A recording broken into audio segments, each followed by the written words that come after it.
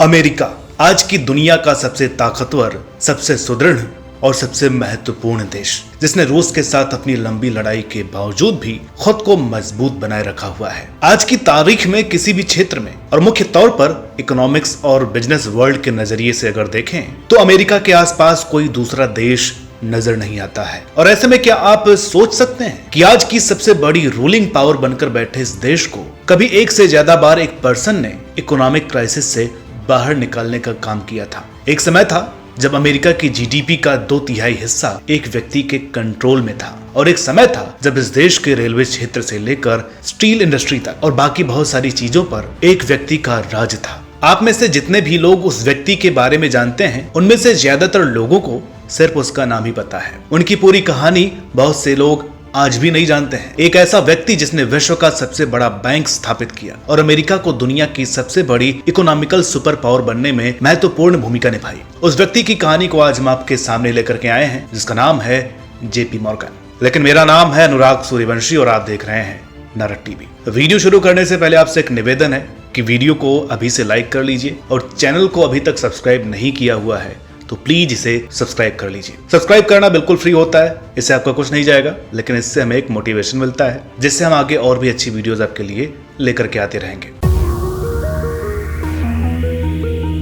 दोस्तों, आपने अक्सर यह देखा होगा कि इस दुनिया में जो भी व्यक्ति अपनी लाइफ में कुछ बड़ा मुकाम हासिल करता है, उसकी शुरुआत कहीं ना कहीं एक आम परिवार में खराब हालातों के बीच होती है, जहां से उठकर वह व्यक्ति अपनी जिंदगी को बेहतर बनाने के लिए एक रास्ता चुन लेता है और फिर एक बेहतरीन सफर की शुरुआत होती है। मगर जेपी मॉर्गन की जिंदगी इस ढांचे के बिल्कुल विपरीत शुरू हुई थी, जहां इनका जन्म साल 1837 के अप्रैल मंथ में एक सक्सेसफुल बैंकर और बिजनेसमैन जूनियर स्पेंसर मॉर्गन के घर हुआ था। एक ऐसा परिवार जहां मॉर्गन को हर वो बात अपने पिता से सीखने को मिली जिसकी जरूरत इन्हें अपने भविष्य को शेप करने के लिए जरूरी थी। लेकिन वो कहते हैं ना कि हर सिक्के के दो पहलू होते हैं। मॉर्गन को एक शानदार वातावरण और सही स्थिति तो नसीब हुई, लेकिन दूसरी तरफ उनकी शारीरिक हालतों ने कभी उनका साथ नहीं दिया। मॉर्गन को शुरू से ही अलग अलग तरह के बुखार और माइग्रेन की समस्या ने घेर लिया था, और इस तरह एक फ्रेजाइल बॉडी के साथ पैदा हुए मॉर्गन की नाक भी सामान्य रूप से कुछ बड़ी और मोटी नजर आती थी, जो उन्हें बिल्कुल भी पसंद नहीं थी। मॉर्गन के पिता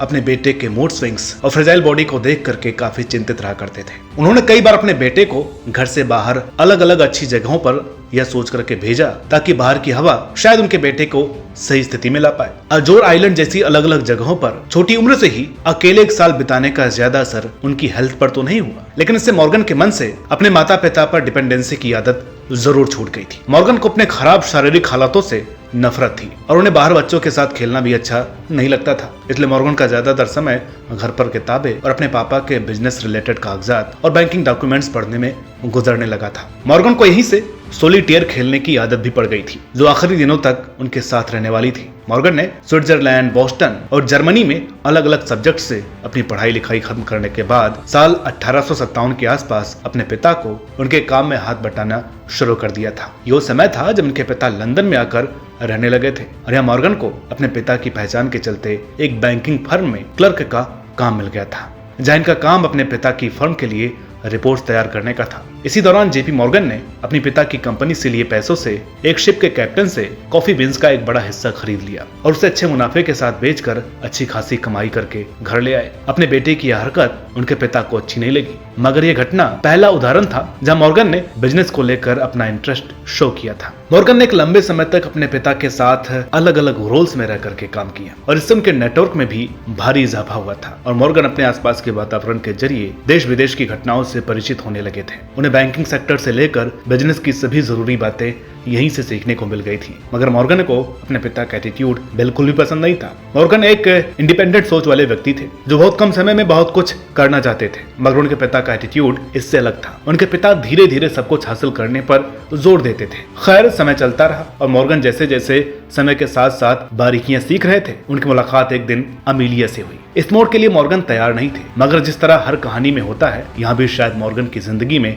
रोमांस, इमोशन और हार्ट ब्रेक का नया एपिसोड शुरू हो गया था। एमिलिया भी एक बैंकिंग फैमिली से बिलोंग करती थी, जिन्हें प्रपोज करने में मॉर्गन को 2 सालों का इंतजार करना पड़ा। लेकिन फिर जल्द ही उन्हें पता चला कि एमिलिया भी उनकी तरह ही कुछ शारीरिक परेशानियों से लड़ रही हैं, तो मॉर्गन ने जल्द ही उनसे विवाह करने का फैसला लिया। लेकिन दिन ब दिन हालात बिगड़ रहे थे। मॉर्गन ने एमिलिया को सही करने के लिए डॉक्टर्स की एक फौज एमिलिया के आसपास लगा दी थी और उन्हें बाहर भी ले गए, लेकिन आखिर में उन्हें पता चला कि उनकी पत्नी को ट्यूबरकुलोसिस है, जिसका उस समय इलाज लगभग नामुमकिन था। और आखिर में सभी प्रयासों के बावजूद अपनी शादी के 4 महीनों बाद एमिलिया का निधन हो गया। यहाँ से मॉर्गन ने अगले 2 सालों तक खुद को पूरी तरह से काम में लगा दिया, जहाँ उनके आसपास अब किसी और काम के लिए बिल्कुल भी समय नहीं था। इसी दौरान अमेरिका में सिविल वॉर भी शुरू हो गया और कानून के मुताबिक 20 से 45 वर्ष के हर व्यक्ति को युद्ध में हिस्सा लेने की अनिवार्यता थी। लेकिन एंड्रू कार्नेगी और बाकी बड़े बिजनेसमैन की तरह मॉर्गन भी इस लड़ाई से खुद को दूर ही रखना चाहते थे और इसलिए उन्होंने अमेरिकी सरकार को $300 दे दिए, जिसके बाद युद्ध के लिए उनकी जगह किसी दूसरे व्यक्ति को खड़ा किया जा सकता था। मॉर्गन अब युद्ध से अलग तो हो गए थे, लेकिन पूरी तरह से आराम करने की बजाय उन्होंने इस स्थिति को पैसे बनाने के लिए यूज किया। मॉर्गन ने साइमन स्टीवंस नाम के एक व्यक्ति से हाथ मिलाया और $3.5 की वैल्यू पर मिलने वाली गन्स को होलसेल में खरीद लिया और उन्हें कुछ तकनीकी बदलाव और मॉडिफाइड करने के बाद उन्हीं गन्स को $22.5 की वैल्यू पर सरकार को बेचना शुरू कर दिया। और इस तरह युद्ध के बीच जब बाकी ज्यादातर बिजनेस ठप पड़े हुए थे,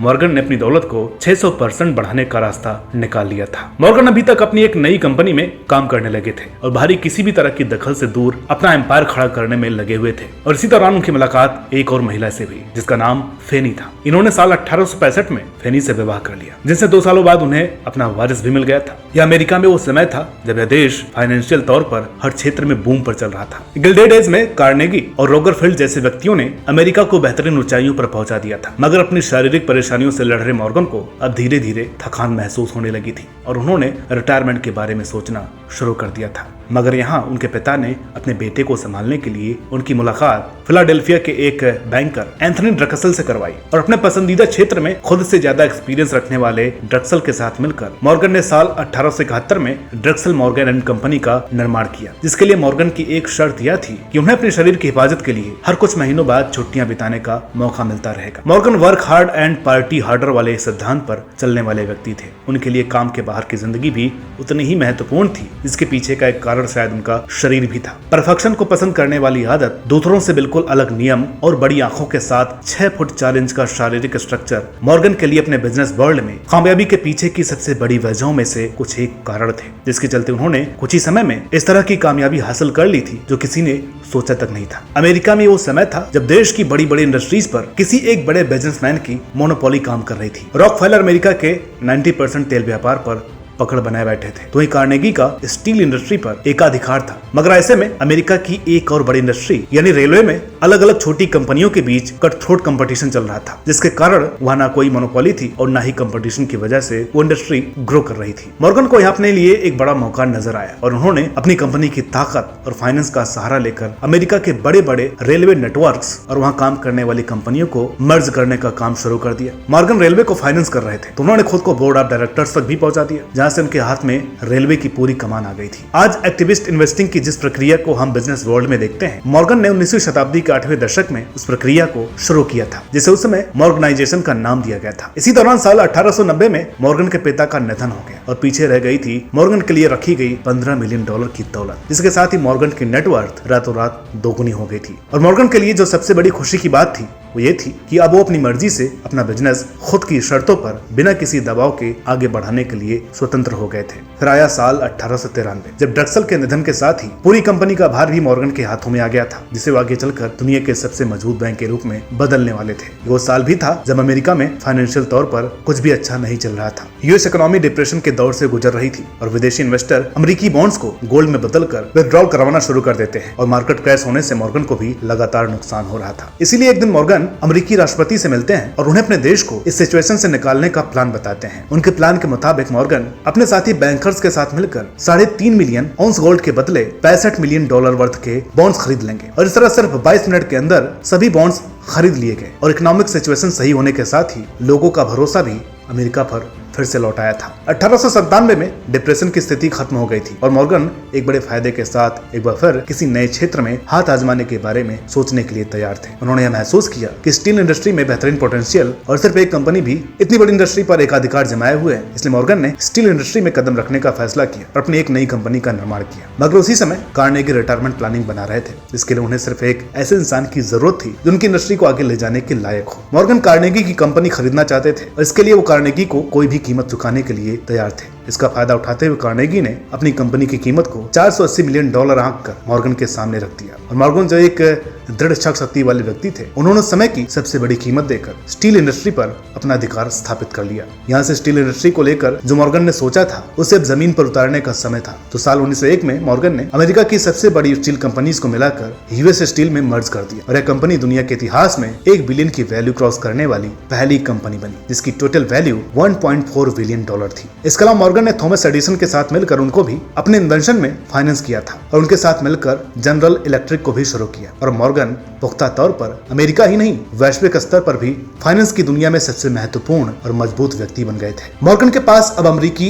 रेल नेटवर्क से लेकर अमेरिका की 2/3 स्टील इंडस्ट्री पर एकाधिकार था और बैंकिंग सेक्टर से लेकर जनरल इलेक्ट्रिक तक सब कुछ मॉर्गन ने अपने हाथों में ले लिया था। साल 1907 में अमेरिका में एक बार फिर द ग्रेट डिप्रेशन की स्थिति पैदा हो गई और इस बार थियोडोर रूजवेल्ट, जो मॉर्गन को बिल्कुल भी पसंद नहीं करते थे, उन्होंने खुद मॉर्गन का दरवाजा खटखटाया और उन्होंने अपने देश को इस सिचुएशन से निकालने के लिए कहा। इस बार फिर मॉर्गन ने खत्म होने की कगार पर खड़ी अमेरिकी इकोनॉमी को बचाया। इस बार उन्हें अपने काम के लिए पहली बार लोगों की तरफ से प्रशंसा मिली थी। मॉर्गन और रूजवेल्ट के बीच में खींचातान का सिलसिला इसलिए चल रहा था क्योंकि राष्ट्रपति रूजवेल्ट को यह पसंद नहीं था कि किसी एक व्यक्ति की मोनोपोली किसी भी एक सेक्टर पर हावी होकर के बनी रहे। रूजवेल्ट के अलावा अमेरिका के आम लोगों में भी मॉर्गन को लेकर एक ऐसे राक्षस की छवि बनी हुई थी जो अपने फायदे के लिए देश को भी पीछे छोड़ सकता है। और मॉर्गन दुनिया के सामने एक ऐसे व्यक्ति बन गए थे जो हर एक चीज पर अधिकार हासिल करना चाहता था। इस छवि से मॉर्गन ने जिंदगी भर संघर्ष किया था और फिर भी उन्होंने हर समय अपने देश को बहुत सी परिस्थितियों में संभाला। मगर एक बात यह भी सच है कि मॉर्गन पूरी तरह से अच्छे व्यक्ति भी नहीं थे। या मुझे टाइटैनिक से जुड़ी एक घटना याद आती है जो कहा जाता है कि वो मॉर्गन का ही बनवाया गया जहाज था, जिसके साथ उन्होंने ओलंपस नाम से एक और जहाज तैयार करवाया था जो टाइटैनिक से कम मजबूत था। कहानी यह है कि मॉर्गन ने अपने कंपटीटर से फायदा उठाते हुए पार्टी के बहाने उनकी हिस्सेदारी में एक बड़ी रकम से टाइटैनिक बनवाया था। मगर जब उसकी यात्रा का समय आया तो उसकी जगह ओलंपस को टाइटैनिक की तरह तैयार करके खड़ा करवा दिया था, जिसमें मॉर्गन के बहुत से कंपटीटर सवार थे। मॉर्गन बीमारी का बहाना बनाकर नीचे ही रह गए और फिर एक दुर्घटना में ओलंपस के बिखरने के साथ ही मॉर्गन के प्रतिद्वंदी भी खत्म हो गए थे। मॉर्गन नेपोलियन बोनापार्ट को बचपन से ही अपना हीरो मानते थे और बदलते समय के साथ वॉल स्ट्रीट पर उनकी पकड़ को देखते हुए और फाइनेंस वर्ल्ड में उनके प्रभाव को देखते हुए अमेरिका में उन्हें the Napoleon of wall street कहा जाने लगा था। पूजो कमेटी ने कथित तौर पर उनकी शाख को कम करने का काम जरूर किया था। मगर आज जेपी मॉर्गन चेस बैंक, जिसे उनके बेटे ने बाद में संभाला, दुनिया का सबसे बड़ा और महत्वपूर्ण बैंक है और उनकी कहानी, उनका नाम आज अपनी लेगेसी के दम पर ही बना हुआ है। साल 1913 में रोम के एक शहर में जेपी मॉर्गन का निधन हो गया था और अपने 75 सालों की जिंदगी में इस व्यक्ति ने अमेरिका को बनाने से लेकर इस देश की 2/3 इकोनॉमी पर एकाधिकार करने तक का सफर तय कर लिया था। अपने निधन के समय मॉर्गन के पास $22 बिलियन